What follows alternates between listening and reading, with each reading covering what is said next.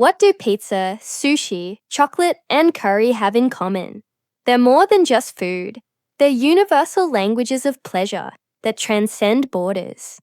And today, we're using these beloved dishes as our passport to explore cultures and expand our English vocabulary. Welcome, everyone. I'm Your Name, and this is more than a food tour. It's an English immersion experience through the world's most iconic dishes. We'll explore the history, vocabulary, and cultural stories behind foods that have captured hearts worldwide. Let's start with perhaps the world's most recognizable food, pizza. But this isn't just about cheese and tomato sauce. It's a story of migration, adaptation, and global love. Pizza was born in Naples, Italy, as a simple, affordable meal for the working class. The word pizza itself first appeared in a Latin text from 997 AD, but what transformed it into a global phenomenon? In the late 19th and early 20th centuries, millions of Italians immigrated to the United States, bringing their culinary traditions with them. The first pizzeria in America opened in New York City in 1905. But here's where it gets interesting for language learners. Notice the English words we use to describe pizza. The crust can be thin or thick, crispy, or chewy. The toppings vary from simple to gourmet. We talk about a pizza being wood-fired or having a charred crust.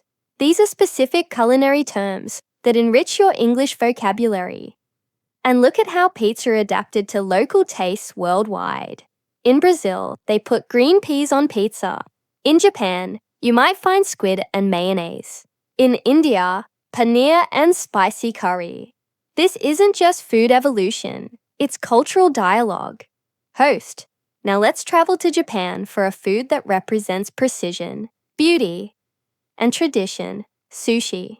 What many people don't realize is that sushi began as a preservation method in Southeast Asia. Fish was fermented with rice and salt. Then the rice was discarded.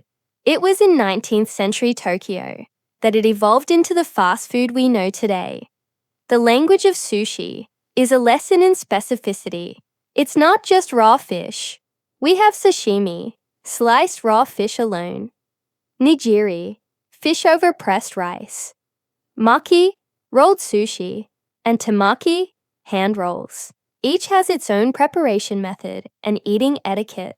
Sushi reflects core Japanese values.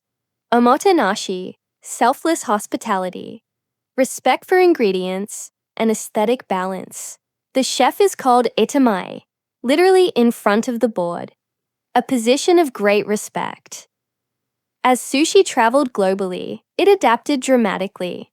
The California roll was invented in Los Angeles because Americans were hesitant about seaweed. The tempura roll and spicy mayo are Western innovations. This shows how foods transform while crossing cultural boundaries. Now let's explore something sweet that connects us all, chocolate. But its story begins far from the candy aisle. Chocolate started as a bitter, spicy drink for the Maya and Aztec civilizations. The word chocolate comes from the Aztec xocolatl, meaning bitter water. It was so valuable that cacao beans were used as currency. When Spanish explorers brought chocolate to Europe in the 16th century, it was a luxury for royalty. They added sugar and honey, transforming it from bitter to sweet. The first chocolate bar wasn't invented until 1847. Let's learn the language of chocolate lovers. We have dark chocolate with varying cocoa percentages, milk chocolate with its creamy texture, and white chocolate which contains no cocoa solids. Chocolate can be tempered for that perfect snap, or made into ganache for fillings. This is where we can really expand our descriptive vocabulary. Chocolate can be described as velvety, rich, earthy, or having fruity notes. Learning to describe flavors precisely is a powerful English skill. Now let's turn up the heat with one of the world's most diverse food categories, curry. What's fascinating about curry is that it doesn't have a single origin story. The word curry comes from the Tamil word kari, meaning sauce, but the concept exists across Asia in different forms. Indian curries use complex spice blends called masalas. Thai curries feature coconut milk and fresh herbs like lemongrass and kaffir lime leaves. Japanese curry is thicker, sweeter, and often served with rice. Each tells a story about its culture's geography and history. This is a perfect opportunity to learn spice vocabulary. Turmeric gives that golden color. Cumin adds earthiness. Coriander provides citrus notes. And chili brings the heat. We also have cooking techniques, like tempering spices in oil to release their flavors. Curry's journey to Britain created entirely new dishes, like chicken tikka masala, which some call Britain's national dish. This shows how foods evolve through cultural exchange. Looking at these diverse foods, we see a beautiful pattern. No cuisine develops in isolation. Pizza, sushi, chocolate, curry. They've all traveled, adapted, and been embraced globally. What do all these beloved foods have in common? They represent comfort, celebration, and connection. They're foods we share with loved ones, that trigger memories, that make us feel at home, no matter where we are.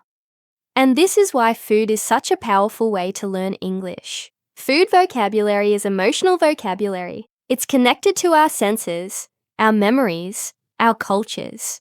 When you learn food words, you're not just memorizing vocabulary. You're learning to share your story.